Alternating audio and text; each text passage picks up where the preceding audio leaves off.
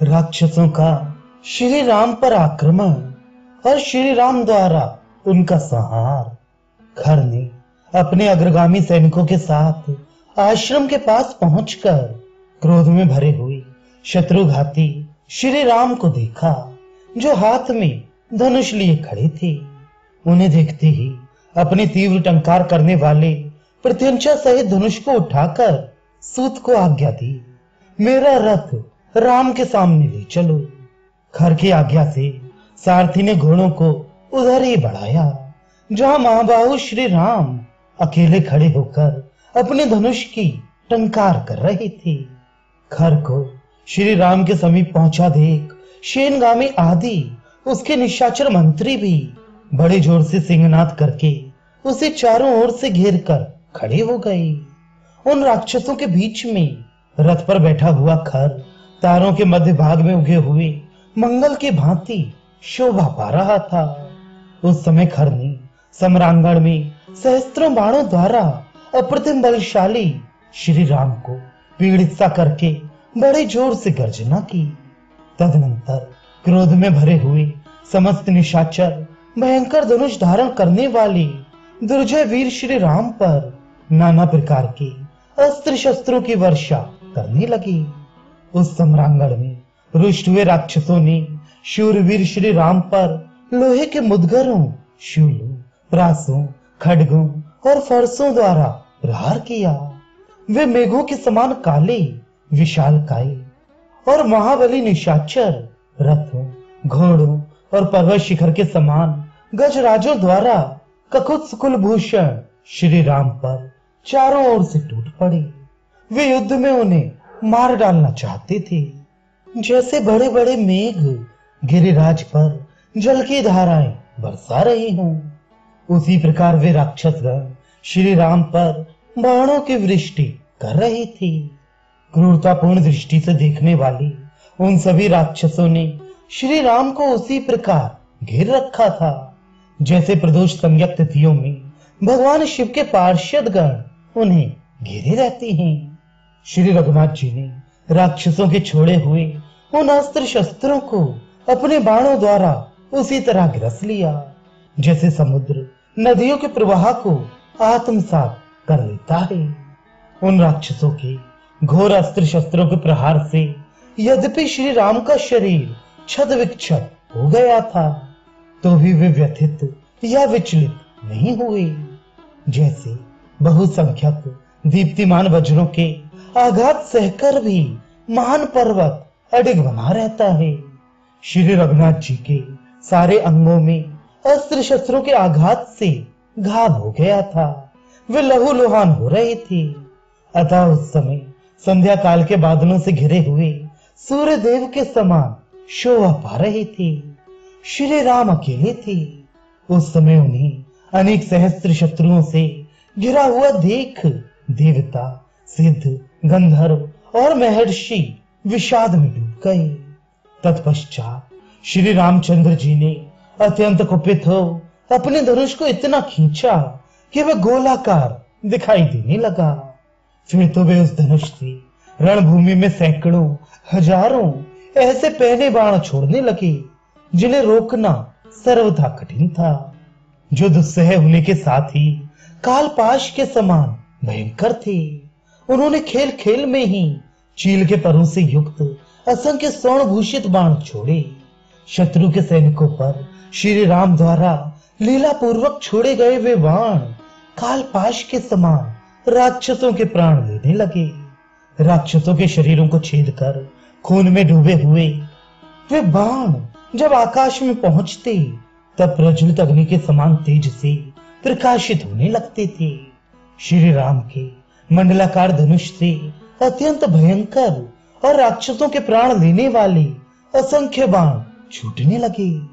उन बाणों द्वारा श्री राम ने सम्रांगण में शत्रुओं के सैकड़ों हजारों धनुष, ध्वजाओं के अग्रभाग, ढाल, कवच, आभूषणों सहित भुजाएं तथा हाथी के सूंड के समान जांघें काट डाली। प्रत्यंचा से छूटे हुए श्री राम के बाणों ने उस समय सोने के साज एवं कवच से सजे और रथों में जुटे हुए घोड़ों, सारथियों, हाथियों, हाथी सवारों, घोड़ों और घुड़सवारों को भी छिन्न भिन्न कर डाला। इसी प्रकार श्री राम ने समर भूमि में पैदल सैनिकों को भी मारकर यमलोक पहुंचा दिया। उस समय उनके नाली, नाराज और तीखे अग्रभाग वाले विकर्णी नामक बाणों द्वारा छिन्न भिन्न होते हुए निशाचर भयंकर आर्तनाद करने लगे। श्री राम के चलाए हुए नाना प्रकार के मर्म भेदी बाणों द्वारा पीड़ित हुई। वह राक्षस सेना आग से जलते हुए सूखे वन की भांति सुख शांति नहीं पाती थी। कुछ भयंकर बलशाली शूरवीर निशाचर अत्यंत कुपित हो श्री राम पर प्रासों, शूलों और फरसों का प्रहार करने लगे। परंतु पराक्रमी महाबाहु श्री राम ने रणभूमि में अपने बाणों द्वारा उन अस्त्र शस्त्रों को रोककर उनके गले काट डाले और प्राण हर लिए। सिर, ढाल और धनुष के कट जाने पर वे निशाचर गरुड़ के पंख की हवा से टूटकर गिरने वाले नंदन वन के वृक्षों के भांति धराशायी हो गए। जो बचे थे वे राक्षस भी श्री राम के बाणों से आहत हो विषाद में डूब गए और अपनी रक्षा के लिए खर के ही पास दौड़ गए। परंतु बीच में दूषण ने धनुष लेकर उन सबको आश्वासन दिया और अत्यंत कुपित हो रोष में भरे हुए यमराज की भांति वे क्रुद्ध होकर युद्ध के लिए डटे हुए श्री रामचंद्र जी की ओर दौड़ा। दूषण का सहारा मिल जाने से निर्भय हो वे सबके सब फिर लौट आए और साखू, ताड़ आदि के वृक्ष तथा पत्थर लेकर पुनः श्री राम पर ही टूट पड़ी। उस युद्ध स्थल में अपने हाथों में शूल, मुदगर और पाश धारण किए वे महाबली निशाचर बाणों तथा अन्य अस्त्र शस्त्रों की वर्षा करने लगे। कोई राक्षस वृक्षों की वर्षा करने लगे तो कोई पत्थरों की। उस समय इन श्री राम और उन निशाचरों में पुनः बड़ा ही अद्भुत, महाभयंकर, घमासान और रोमांचकारी युद्ध होने लगा। वे राक्षस कुपित होकर चारों ओर से पुनः श्री रामचंद्र जी को पीड़ित करने लगे।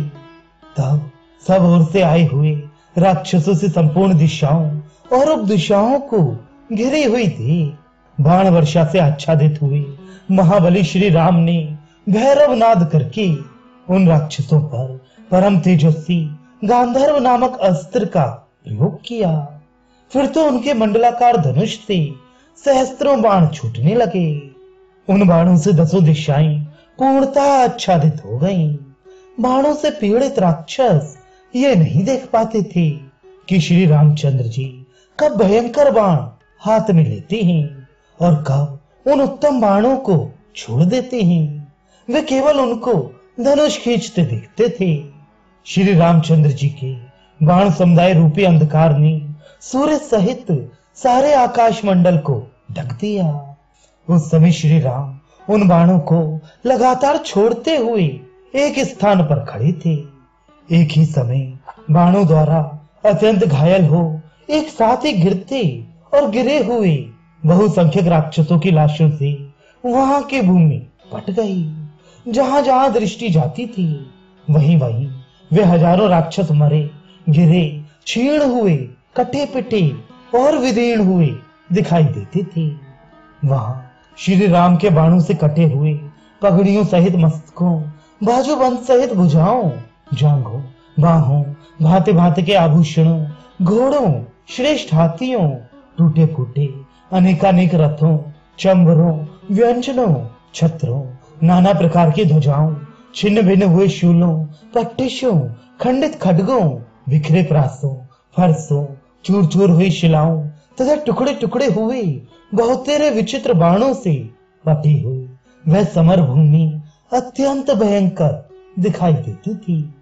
उन सबको मारा गया देख शेष राक्षस अत्यंत आतुर हो वहां शत्रु नगरी पर विजय पाने वाले श्री राम के सम्मुख जाने में असमर्थ हो गए।